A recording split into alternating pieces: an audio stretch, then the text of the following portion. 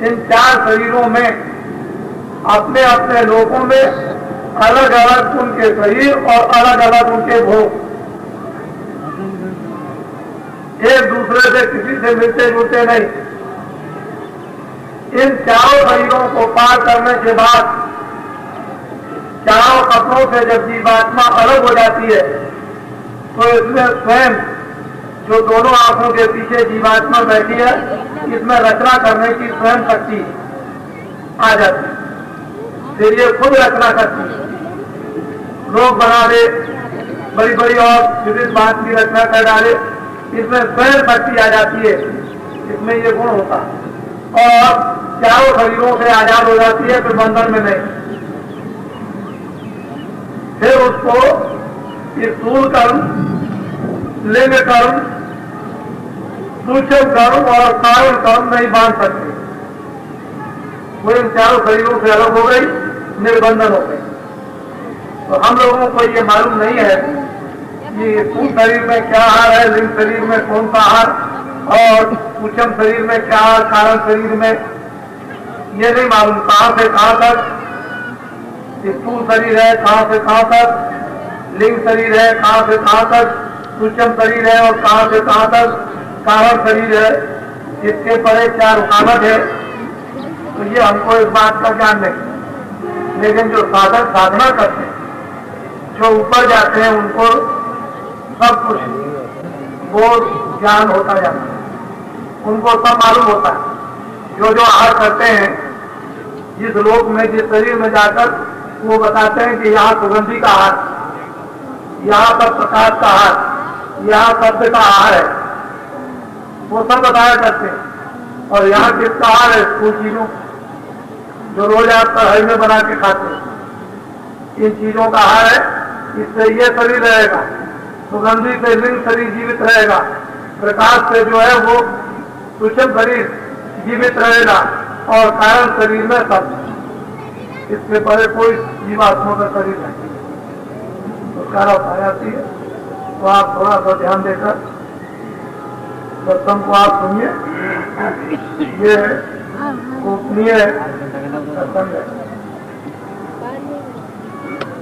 लोगों को ये सुनने को मिलता नहीं और लोग जानते भी नहीं। चरण गुरु मेरे विराज बनाया आरत का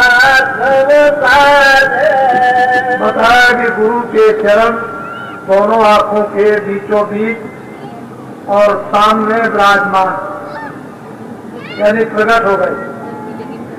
राम नाम रूपी मणि प्रकट हो गई। गुरु के चरण जो प्रकाशित स्वरूप है वो प्रकट हो गए। उनका दर्शन, उसमें बड़ा आनंद है। कहते हैं हमारे गृह में, हमारे घर में, मनुष्य रूपी मकान में, तीसरे दिन में, दोनों आंखों के बीचों बीच जब दरवाजा खुल गया तो कहते हैं चरण कमल आ गए। वो उस गुरु के चरण कमल, वो जो सबका गुरु, उसको पिता कहो, गुरु कहो, वो सब कुछ कहा जाता है। माता कहो, स्वामी कहो, मालिक कह लो, उसको कुल्लम कुल करतार कह दीजिए, सर्वा आधार कह दीजिए, सबको बनाने वाला कहिए, सारी जीवात्माओं का रक्षक कहिए। उसके चरण ग्रह आए, मेरे सोते भाग दिए जनाए। अनेकों जन्मों का सो रहा था, मानव जीवन की सांसों का हिस्सा वो जाती और ठीक ठीक सांसें अब काम में आने लगी। नहीं तो सोने खाने में व्यर्थ में चली जाती, कभी नाक से निकली, कभी मुंह से निकली।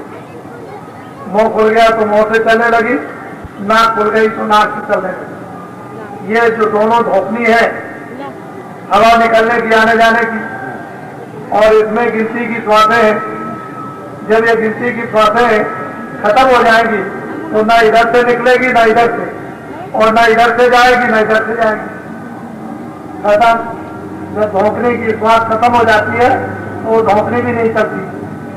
ये धोखनी भरने वाला धोखनी भरता है, तब भट्टी जलाई जाती है।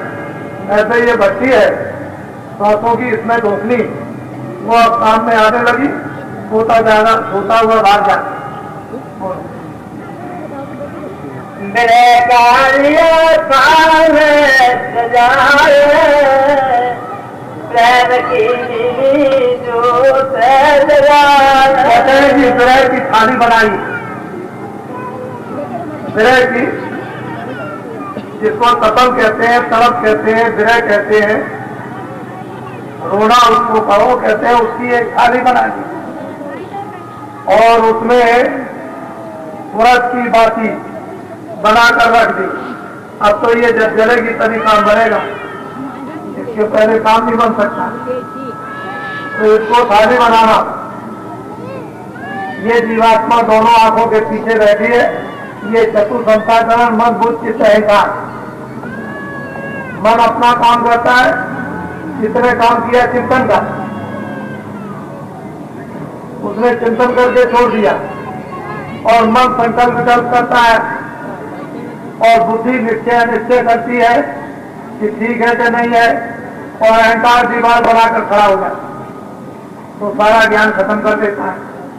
तो इसमें जो पूरा कचरा भरा हुआ का यही तो है कि चिंतन में काम किया, मन संकल्प विकल्प करता है, बुद्धि में विवेक नहीं है और अहंकार दीवार बना के खड़ा हो जाता है, तो सर्वनाश में। ये जब साफ होगा, विरह की थाली बना दी जाएगी और जिसमें दीपक जब जलेगा तब अपने अपना काम ये सब करने लगे। ये अपना काम, मन अपना काम, बुद्धि अपना काम, अहंकार अपना काम, और फिर जीवात्मा सभी है उसमें, वो निकल आएगी, और जब निकल आएगी तो दीपक सामने चलना। हाँ, ओ मन से सनमत खाई भरी राष्ट्र गुरु फेरी जवानी। कहते उमंग से खड़ी हो गई और दृष्टि से निहारती है, आंखों से ज्ञान चक्षु से नेत्र सामने देखती। इसीलिए साधकों को ये चाहिए कि बाहर की आंखें तो हिले नहीं, अंदर की आंख से सामने एक जगह देखो, और जब विरह होती है तो मन इधर उधर और चित्त कहीं नहीं जाता, दृष्टि के साथ लग जाता और दृष्टि खड़ी हो जाती, और बाहर की दोनों आंखें हिलती नहीं, तो दीपक जल जाता। फिर जला दिया दीपक, और जब तक ये विरह नहीं होती है तो दीपक जलता नहीं, दृष्टि एकाग्र नहीं होती है, कैसे काम होगा।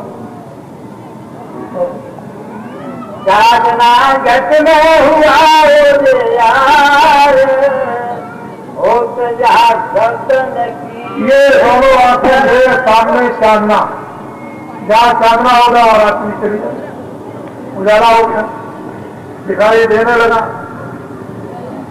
साधना हो गया, चंद्रमा निकल आया, प्रकाश हो गया, उसमें वो बड़ा शीतल ठंडा। लेकिन इस चंद्रमा को निर्गत करने के लिए पहले जो जो उपाय महात्माओं ने बताए उनको धीरे से करना चाहिए। हम लोग उन उपायों को करते नहीं है, घट में चांदना खुलता नहीं, अंधेरा दूर होता नहीं है, तो क्या घंटा बाजे रहे। और फिर क्या सुनाई देगा जब चांदना होगा, उजाला प्रकाश हो गया, तो घंटे संग की आवाज बड़ी मधुर, इतनी अच्छी स्वामी और मीठी लगेगी कि सुनते सुनते सुनते सुनते उसमें लय हो जाओ, यानी अपने आप को भूल जाओ कि मैं क्या हूं। ये सब सुनाई इस मनुष्य रूपी मंदिर में तीसरे घाट पर जब चांदना होता है और दृष्टि उसका दर्शन करती है, तो ये सब बातें बजते हुए सुनाई देती है। और जिसके घट में ये बातें बजने लगे तो मंगलमय वो शरीर कितना पवित्र होता है। महात्माओं ने बताया कि जागृत साई प्रगट हो, उस घट की क्या महिमा किया जाए। ऐसे साधु जब कभी घर पर आए तो आवाज